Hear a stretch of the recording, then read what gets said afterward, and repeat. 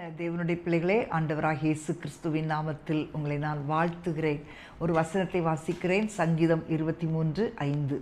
என் சத்துருக்களுக்கு முன்பாக நீர் எனக்கு ஒரு பந்தி ஆயத்தப்படுத்தி என் தலையை எண்ணெயால் அபிஷேகம் பண்ணுகிறீர்.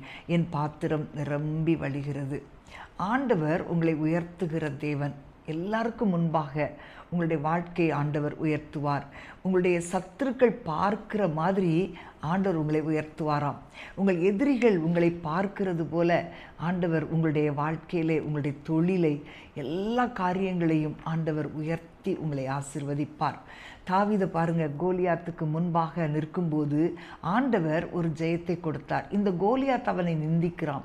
அவன் யுத்த களத்தில் நிற்கும்போது அவனுடைய சகோதரன் பயங்கர கோபத்தில் அவன்கிட்ட பேசுகிறான். இந்த கொஞ்சம் ஆடுகளை நீ யார் வசத்தில் விட்டுட்டு வந்த, நீ ஒன்று துணிகரத்தை நான் அறிவேன் அப்படின்னு சொல்லி அவன் பயங்கரமாக அவனை பேசினாலும், நிந்தித்தாலும், அவமானப்படுத்தினாலும் அந்த இடத்துல ஆண்டவருடைய நாமத்தை மாத்திரம் அவன் உறுதியாய் பற்றி கொண்டபடி அந்த சத்துருக்களுக்கு முன்பாக கர்த்தர் அவனுக்கு ஒரு ஜெயத்தை கொடுத்தார்.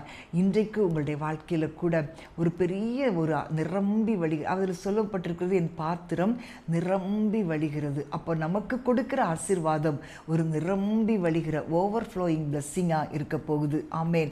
ஆபிரகாமுடைய வாழ்க்கையில பாருங்களேன், 12ஆம் அதிகாரம் ஆதியாகமம் 2ஆம் வசனத்தில் நீ ஆசீர்வாதமாக இருப்பாயின்னு சொன்னார்.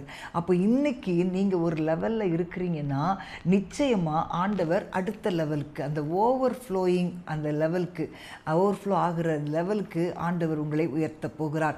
இந்த வசனத்தில் ஒரு 3 உண்மை இருக்குது பாருங்களேன். பொதுவாக ஆண்டவர் மறைச்சி வச்சு ஆசீர்வதிக்கிற தேவன் அல்ல. சத்துருக்களுக்கு முன்பாக ஒரு பந்தியை ஆயத்தப்படுத்துகிற தேவன். யோசேப்பை அங்கே சகோதரர்கள் பகைத்து அவனை விற்று போட்டால் கூட ஒரு காலம் வரும்போது அவனை மறைத்து வைக்கலை. அவனுடைய சகோதரர்களுக்கு முன்பாக அவன் உயர்ந்த நிலைமையில் இருக்கும்படி ஆண்டவர் செய்தார். அவனுடைய சகோதரர்கள் யோசேப்புக்கு முன்பாக விழுந்து வணங்கினார்கள். ஆமேன். ஹல்லேலூயா, ஹல்லேலூயா. 2வது பாருங்க, என் தலையை எண்ணெயால் அபிஷேகம் பண்ணுகிறவர். ஆண்டவர் நம்மளை தெரிந்தெடுக்கிற விதம் ரொம்ப அதிசயமானது. நம்முடைய எல்லாருடைய வாழ்க்கையிலையும் ஆண்டவர் ஒரு திட்டத்தை வச்சிருக்கிறார். அப்போ சாமுவேல் ஈசாய் வீட்டுக்கு போகும்போது தன்னுடைய 7 பிள்ளைகளையும் அவன் சாமுவேலுக்கு முன்பாக வர வைக்கிறான். அப்போ அவங்க பெரிய சகோதரர்கள் எல்லாம் பார்க்கும்போது சாமுவேல் நினைக்கிறான், இவன் தான், ஏன்னா அவனுடைய வளர்ச்சியை பார்க்குறான். ஆனால் கர்த்தர் ஆண்டவர் அவனை பார்த்து சொல்லுகிறார், இவன் இல்லை, இது மனுஷன் முகத்தை பார்ப்பான், கர்த்தரோ இருதயத்தை பார்ப்பார். அப்போ வெளி தோற்றத்தை மனுஷன் பார்ப்பான், ஆனால் கர்த்தர் இருதயத்தை பார்க்கிறவர். அங்கே பார்த்தீங்கன்னா அந்த தாவீதை வரவழைத்து அவனுடைய சகோதரருக்கு முன்பாக கர்த்தர் அவனை அபிஷேகம் பண்ணினார்.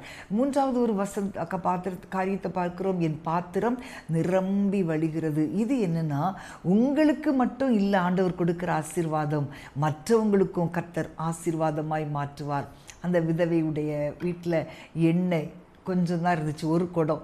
ஆனால் பானை, ஏராளமான பானைகள் நிரம்பி வழியும்படி, ஏராளமான பாத்திரங்கள் நிரம்பி வழியும்படி ஆண்டவர் அற்புதம் செய்தார். ஆண்டவர் உங்களையும் கூட, அன்பான தேவனுடைய பிள்ளைகளை எப்படி இவர்களெல்லாம் ஆசீர்வதித்தாரோ ஆண்டவர் உங்களுக்கும் ஒரு நிரம்பி வழிகிற ஆசீர்வாதத்தை கொடுக்கிறார். இன்னைக்கு பாருங்களேன், நிறைய பேருடைய வாழ்க்கையில் ஒரு குறைவோடு இருக்கிறோம். வருமான குறைவுகள், சமாதான குறைவுகள், சந்தோஷ குறைவுகள், ஆசீர்வாத குறைவுகள், இப்படிப்பட்ட பலவிதமான குறைவுகளோடு நம்ம இருக்கும்போது ஆண்டவர் நம்மை நிரம்பி வழிகிற ஆசீர்வாதத்துக்குள் கொண்டு போகிறார். எத்தனை பேர் நீங்க அதை ஆசைப்படுறீங்க? இன்னைக்கும் நம்முடைய வாழ்க்கையில குறைவுகளோடு இருக்க நாம் விரும்புவதே இல்லை. இந்த குறைவுகளை பார்த்து பார்த்து நம்ம இன்றைக்கு பயந்து கொண்டிருக்கிறோம். எப்படி என்னுடைய வாழ்க்கை மாறும், நான் அப்படியே இருந்து அப்படியே செத்து போயிடுவனோ அப்படிலாம் நிறைய பேர் நினைப்பாங்க. இல்லை அன்பான தேவனுடைய பிள்ளைகளே, உங்களுடைய வாழ்க்கையில ஒரு நிரம்பி வழிகிற ஆசீர்வாதத்தை கொடுத்து ஒரு பப்ளிக்கா எல்லாருடைய கண்களுக்கு முன்பாக உங்களை கனப்படுத்துகிற தேவன். நாம் ஜெபிப்போமா? அன்பின் ஆண்டவரே, உம்மை ஸ்தோத்தரிக்கிறோம் அப்பா.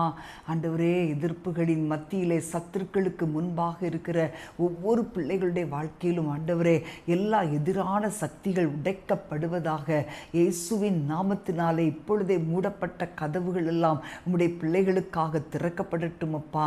ஆண்டவரே, உம்முடைய பிள்ளைகளை ஆண்டவரே அப்பா, அவர்களை எண்ணெயினால் அபிஷேகம் பண்ணி ஆண்டவரே, ஒரு நிரம்பி வழிகிற ஆசீர்வாதங்களுக்குள்ளாய் உம்முடைய பிள்ளைகளை நீர் நடத்துவீராக. இன்றைக்கே உம்முடைய தயவு உம்முடைய பிள்ளைகளுக்கு வெளிப்படட்டும் அப்பா. ஆண்டவரே, உமக்கு ஸ்தோத்திரம். எல்லா காரியங்களையும் என் ஆண்டவர் மாற்றி கொடுக்கிற தேவன். ஆண்டவரே, நீர் கிருபையாய் இறங்குவீராக. இயேசுவின் நாமத்தில் பிதாவே, ஆமேன், ஆமேன். நீங்கள் எல்லாரும் சொல்லுங்க, ஒவ்வொரு நாளும் ஆண்டவர் என்னுடைய சத்துருக்களுக்கு முன்பாக என் தலையை உயர்த்துகிற தேவன் சொல்லுங்க. என்னுடைய தலையை எண்ணெயால் அபிஷேகம் பண்ணுகிறார்னு சொல்லுங்க. ஆண்டவரை பார்த்து சொல்லுங்க, என்னுடைய பாத்திரம் நிரம்பி வழிகிற ஒரு வாழ்க்கையாக ஆண்டவர் மாற்றுகிறார். அன்பான தேவனுடைய பிள்ளைகளே, உங்களுடைய வாழ்க்கையிலே அப்படிப்பட்ட ஒரு நிரம்பி வழிகிற ஆசீர்வாதத்தை கொடுக்க போகிறார். God bless you.